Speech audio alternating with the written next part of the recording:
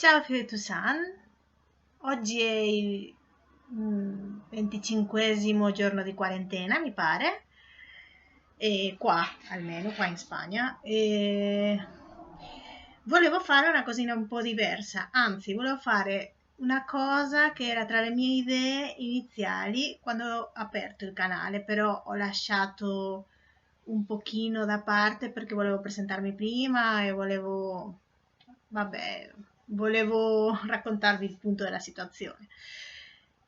Comunque, diciamo che la mia intenzione iniziale era di fare video riguardo al milanese, alla lingua milanese o come volete chiamarli alcuni, dialetto milanese, anche se io non sono molto d'accordo. E quello che ho fatto è recitare una poesia che ho scritto in milanese, che si intitola Vuraria. Spero che vi piaccia. Vuraria. Sarà suyuc. Dim que tout le passa. Dim que tout le fini. Dim que più de caragna. Dimelti. Vuraria. Tegn per i man e cammina intra i navili, intra la gente, e pensa più a niente, come quando tutto era normale.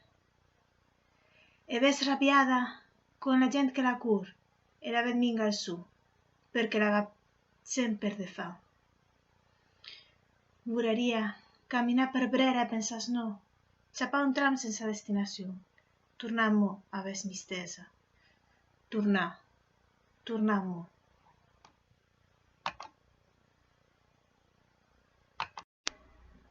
Vabbè, se vi è piaciuto, spero rivedervi di qua, spero che continuate a seguire questo canale e comunque eh, mi scuso perché io non sono pratica, sono ancora un po', diciamo che sto ancora un po' provando e vabbè, piano piano dai.